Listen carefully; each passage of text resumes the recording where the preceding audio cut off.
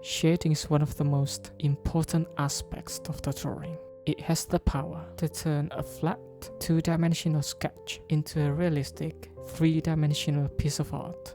Good shading adds depth and structure, while poor shading can make a drawing look unnatural or unfinished. In this video, I'm going to show you how to shade smoothly and get professional-looking results. I'll break it down step by step, so even if you're struggling with shading, you'll know exactly what to do. The key is to take your time, use the right techniques, and gradually build up the values. Let's get started with the first step, laying down the base layer of graphite. The first thing I do is cover the paper with a light layer of graphite. For this, I'm using my 4B mechanical pencil, but any soft graphite pencil will work. The key here is to shade very lightly. I'm barely applying any pressure. In fact, I just let the pencil glide over the paper using its own weight. This ensures that the graphite spreads evenly, without leaving harsh lines or streaks. This step is crucial because later on I'll be using my eraser to shape the drawing. By covering the entire surface lightly, I can create highlight by erasing rather than trying to shade around them. This makes the shading look much smoother and more natural. I actually got this idea from oil painting, where artists use an underpainting to establish values before adding details. Since this is a drawing, I like to think of it as an under-drawing. At this stage, I don't worry too much about covering the highlight areas with graphite. As long as I keep my shading light, I can always erase cleanly later. What is important is to avoid pressing too hard, because that can make erasing difficult and leave unwanted dark spots. By starting with this soft layer, I create a strong foundation for the rest of the shading process. Now that I have my base layer down, the next step is to blend it out using a big brush. This is where the shading really starts to look smooth. As you'll see, blending with the brush softens any visible pencil strokes and spreads the graphite evenly across the surface. I don't use anything fancy, just a cheap watercolor brush. You don't need an expensive tool for this.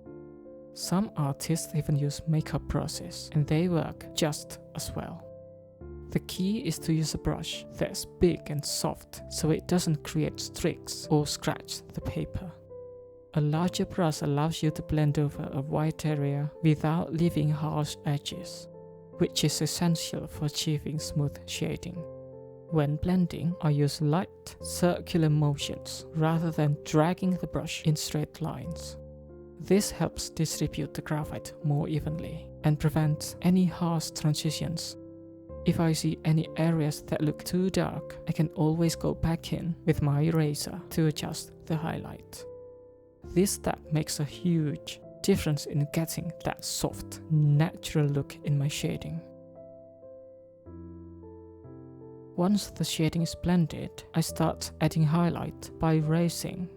This is an important step because smooth shading isn't just about the dark areas. It's also about creating soft, natural-looking highlights.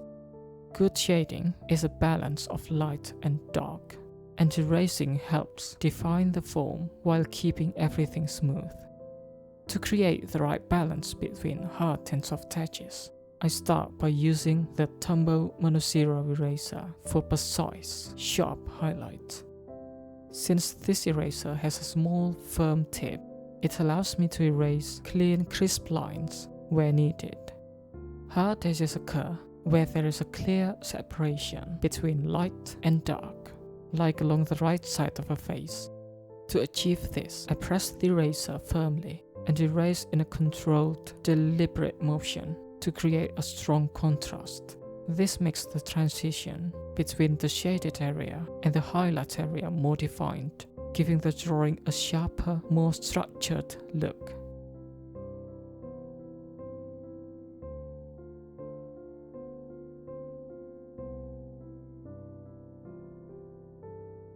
On On the other hand, soft edges require a more subtle approach. Instead of pressing down hard, I lightly tap or drag the kneaded eraser over the graphite to gently lift it. This creates a gradual transition from dark to light, which is essential for areas like the nose and mouth, where the shading should blend smoothly. If the erased area looks too harsh, I go back in with my brush or lightly smudge the edges to soften the transition. By carefully controlling how much graphite is lifted and blending where necessary, I can create realistic depth while keeping the shading smooth and natural.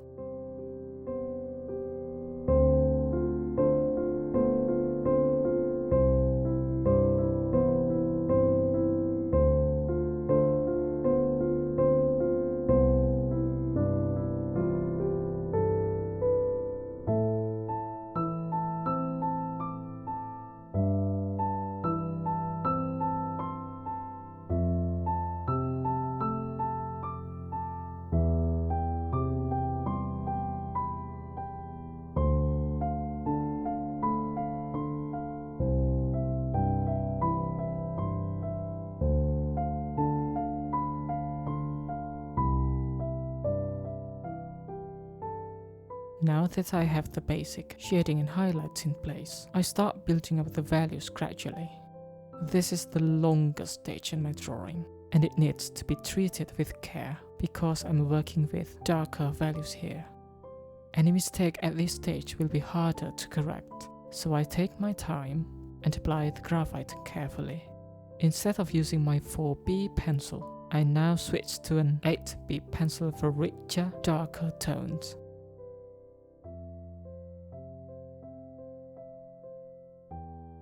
You can also use a pastel applicator to smooth out the pencil shading. This applicator is made of sponge, which helps push the graphite into the paper grain while softening any visible pencil marks. It creates a smoother and more even gradient compared to just using a brush. However, one downside is that it can sometimes lift some of the graphite, making it a bit challenging to achieve really dark values. Despite that, I really like using it because it's more precise than my big brush. With a pastel applicator, I can smooth out specific areas without affecting the surrounding details, making it great for refining delicate transitions in shading. It's especially useful for blending midtones and soft shadows, while still keeping control over the overall value structure of the drawing. For the face, and especially to keep the hard edges sharp, I use a small brush to push the graphite into the paper grain. Unlike larger brushes that tend to soften everything, small brush gives me more control, allowing me to blend specific areas without losing the crispness of hard edges. Another advantage of using a small brush is that it doesn't lift the graphite or charcoal as much, unlike other blending tools. In fact, it actually deepens the values by pushing the graphite or charcoal further into the paper grain. This makes the shadows look richer and more solid, helping to create a stronger contrast and a more polished look. And for the darkest darks, I even bring in my charcoal pencil. This combination helps me achieve deeper contrast without the unwanted shine that graphite tends to have. Remember, in my last video, I mentioned one of the biggest cons of graphite shading: its shine. The more layers graphite you add, the shinier it gets, especially with softer grades below 8B. This shine can sometimes be distracting and make the drawing look unnatural under certain lighting conditions. To minimize this problem, I mix charcoal with graphite. Charcoal has a matte finish which helps absorb light rather than reflecting it, allowing me to get deep blacks without the glossy effect. By strategically using charcoal in the darkest areas, I keep the shading looking rich and natural. When applying the 8B pencil, I don't press down hard right away. I layer the shading slowly to keep the transitions soft and prevent any unwanted harsh marks. Since 8B is much softer than 4B, it deposits more graphite on the paper, making blending easier, but also making it more difficult to erase mistakes. That's why I take my time and build up the values carefully. If I need to darken an area even further, instead of overloading it with graphite and increasing the shine, I switch to charcoal for a more effective result. For the charcoal application, I use a light touch at first, especially if I'm layering it over existing graphite. If I go in too dark too quickly, it can be difficult to control. I also make sure to use my brush to merge the graphite and charcoal seamlessly. The key is to integrate them naturally so that the shading remains soft and doesn't look patchy. If needed, I refine the edges with my Mono Zero eraser to keep the contrast crisp where necessary. So as you can see, just by using 3 values, highlight, middle and dark, the drawing already looks realistic. Even without adding tiny details yet, the form is already taking shape, and the shading creates the illusion of depth. This is why getting the big values right first is so important. If the overall shading is done well, the drawing will look convincing even before refining the details.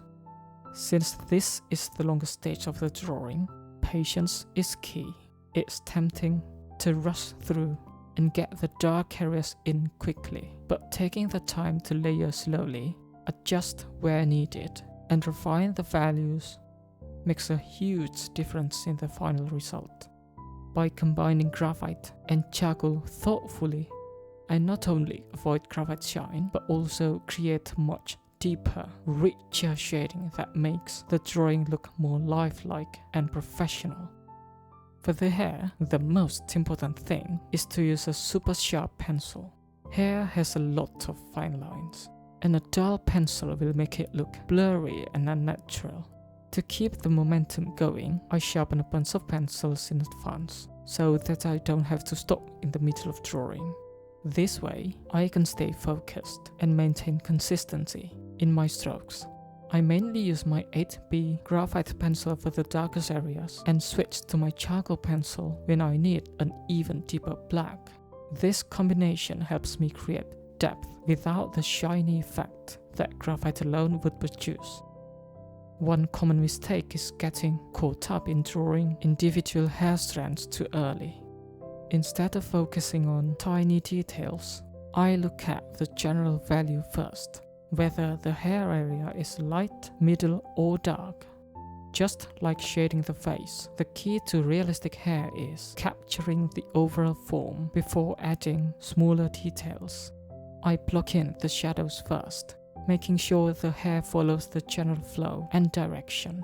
Once the large shapes and values are correct, I can then go back and refine a few individual strands to add realism without overcomplicating it. The final step is to refine the shading and add small adjustments to make everything look as smooth as possible.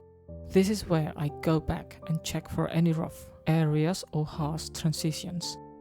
I take my brush and do one last light blend over the entire drawing to make sure everything is even.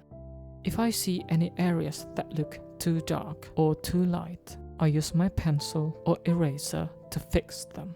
This step is all about fine-tuning. Sometimes, even the smallest adjustments can make a big difference in making the shading look seamless.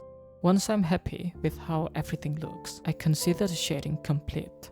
Shading smoothly isn't about rushing, it's about patience and control. The more you practice, the better your result will be. Keep experimenting with different tools and techniques to see what works best for you. I hope you found these tips helpful. If you did, don't forget to like and subscribe for more drawing content.